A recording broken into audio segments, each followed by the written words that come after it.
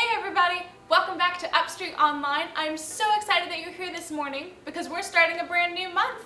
We're talking about faith. Now, have you ever tried to see something in the distance with binoculars? And you put them up to your eyes and you have to move that thing in the middle back and forth until it really focuses on what you're trying to see? We're talking about focus this whole summer. We're talking about putting our focus on things so that we can see them clearly. And what we're putting on our focus on this month is faith, which is believing in what you can't see because of what you can see. How do you do that? How do you believe in something that you can't even see with your eyes? We're going to talk all about that in our lesson today. It starts with taking a closer look.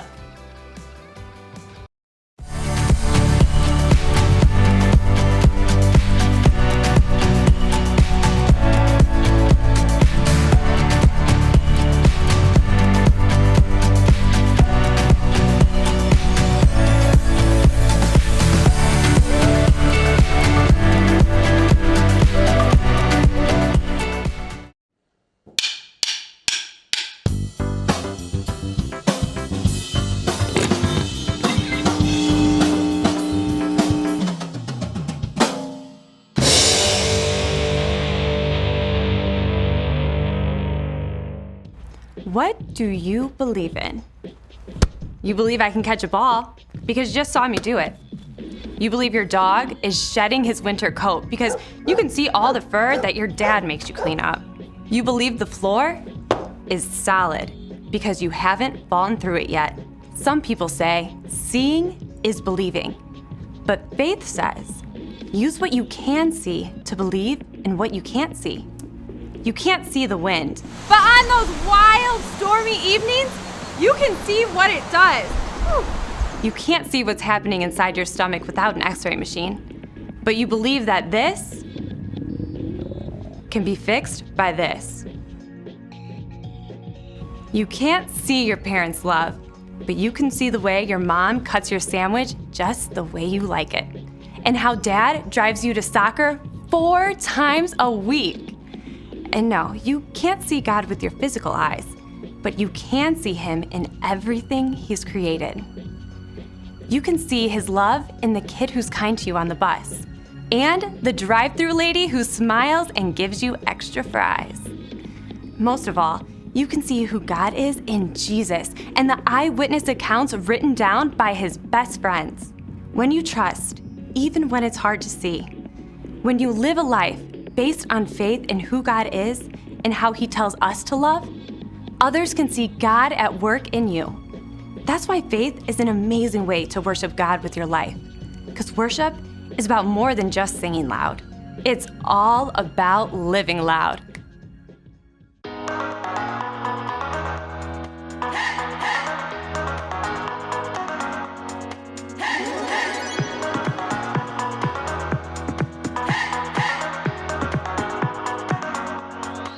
This is my faith, this is my focus, all of my days. I know where my hope is, I'll live it loud. I'll shout the chorus, because I know, oh, you're always for us. And even when it's hard for me to see, I will trust in you, I will believe. And even when it's hard for me to see, I will trust in you, I will believe. And keep on looking to you for where I'm going, knowing you go there too. I'll keep on looking to you. I fix my eyes on you. You are my only focus. You are my only focus. You are my only focus. I fix my eyes on you. This is my faith, this is my focus, all of my days. I know where my hope is, I'll live it loud. I shout the chorus, because I know, oh, you're always for us. And even when it's hard for me to see, I will trust in you, I will believe. And even when it's hard for me to see, I will trust in you, I will believe. And and keep on looking, looking, looking to you for where I'm going, knowing you go there too. I'll keep on looking, looking, looking to you. I'll fix my eyes on you. You are my only focus. You are my only focus. You are my only focus. I fix my eyes on you, oh yeah, oh yeah. Woo! You ready? Come on, let's go. Hands in the air, hands in the air. I know you're there, I know you're there. Anywhere, oh. Anywhere. I fix my eyes on you, you. Hands in the air, hands in the air. I know you're there, I know you're there. Anywhere, oh. I fix my eyes on you, and keep on looking, looking to you for where I'm going, knowing you go there too. I'll keep on looking, looking to you. I'll fix my eyes on you. You are my only, you are my only, you is you are my focus. I fix my eyes on you.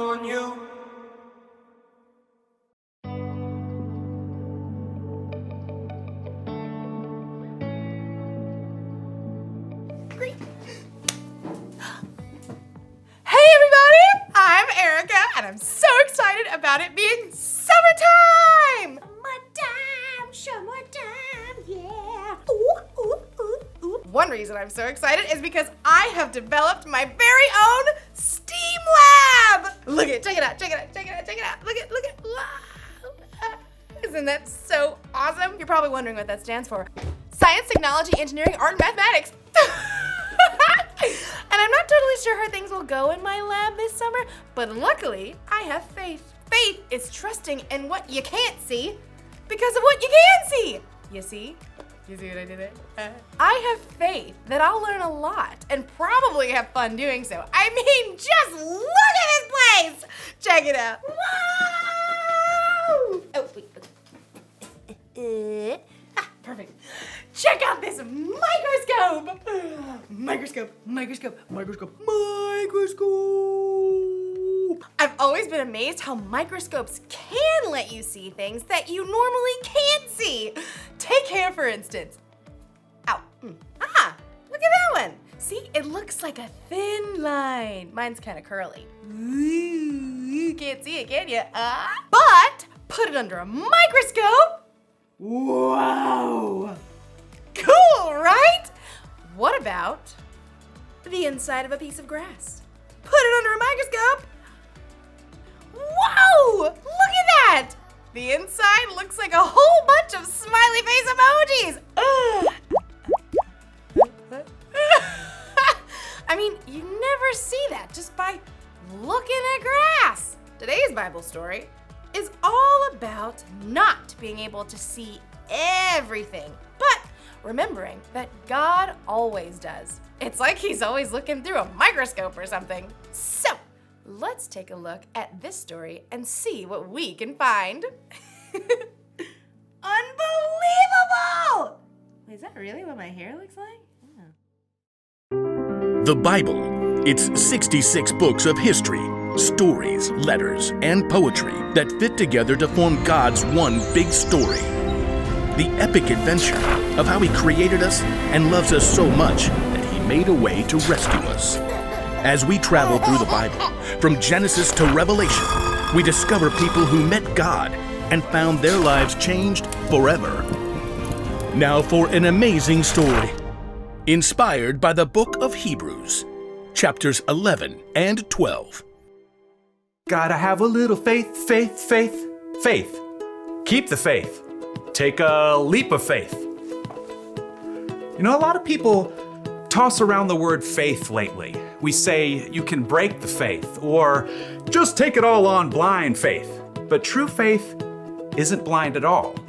It's much more than just an inspirational word. True faith has to do with believing in all the things you can't see because you start with what you can see. Now, we can't see God with our physical eyes, but we can see the stories of people who came before us. They lived in a broken world like we do, but they chose to follow God. They chose to trust His promise that one day He would send a rescuer that would make everything right again. The writer of Hebrews in the New Testament tells us about some of these men and women in God's story. People like Noah, people like Abraham. Abraham. When God called Abraham, he was already getting old. He and his wife Sarah didn't have kids. Leave your country and your people. Leave your father's family. Go to the land I will show you. All nations on earth will be blessed because of you. God was planning on sending his rescuer as one of Abraham's great, etc. grandchildren. But still, even though Abraham had God's promise, he still couldn't see the one God was sending. Still, Abraham went on a wild adventure, following God's call. And even his descendants, Isaac, Jacob, and Joseph, all chose faith in God. Moses, too, was called by God from the fiery heart of a burning bush. Even though he was raised by Pharaoh's daughter, he chose to stand with his own people and face Pharaoh's anger to win freedom. We read about it like this in the book of Hebrews. Moses suffered shame because of Christ. He thought it of great value. See, when you check out Hebrews, you discover this huge list of people who followed God by faith, so many that the writer just stops trying to list all of them. Oh, but we can't forget Israel's most important king, David. Get up and anoint him. This is the one. Even though God had promised David would be king, though, David spent years on the run from King Saul, fearing for his life. Still, he chose to trust God. The Lord is my shepherd. He gives me everything I need. Now, none of these people in the Old Testament could see with their eyes how God was going to save his people, but they could see how he was working in their lives, how their needs were being met. So they chose to believe in his greater plan. They chose faith. Faith is being sure of what we hope for. It is being sure of what we do not see. That is what the people of long ago were praised for. Now, here's where the story turns. In Hebrews, we discover that none of those people in the Old Testament received what God had promised here on earth. That's because God had planned something better for us, so they would only be made perfect together with us.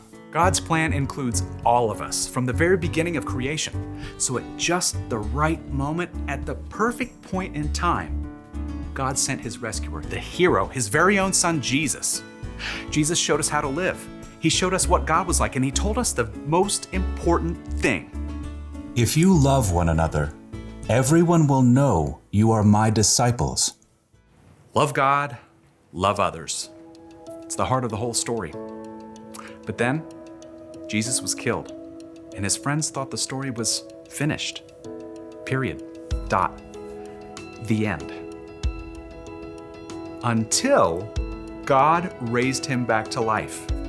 Jesus has defeated death, and those who follow him can live with him forever. But how do you follow someone you can't see? Well, that brings us back to faith. Let us keep looking to Jesus.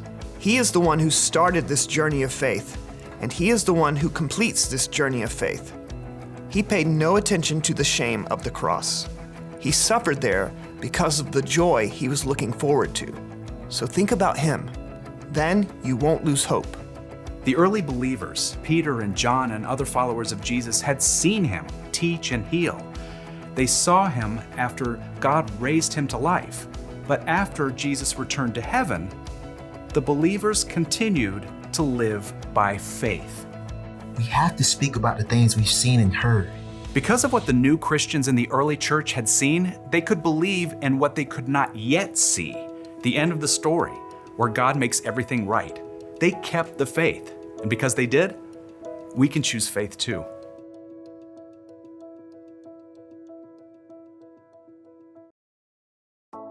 Woo! Take a look at this one. Any guesses on what that is? It's the inside of a carnation stem.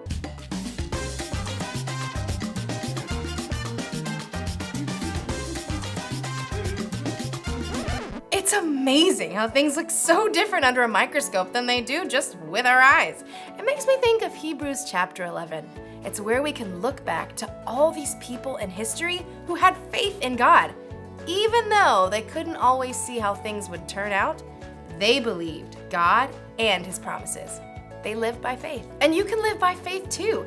In fact, having faith in Jesus and what He did for you on the cross is what makes it possible for you to have a relationship with God. Relationship status update. Even though we can't see Jesus in person, we can still have faith in Him because we can see how He's worked in the lives of the people who've come before us. That's the one thing to remember today. You can know Jesus even though you've never seen Him. If you want to know Jesus more and you don't know where to start, try talking with someone who has put their faith in Jesus. Or you can read the stories in the Bible of the people who trusted God long ago. There are lots of things we can see that can help us have faith. So, I hope you guys have an awesome day! I'm gonna look at a few more things under my microscope. Like maybe my nail! Let's check it out. Oh, I need to wash my hands better. This microscope tells you a lot.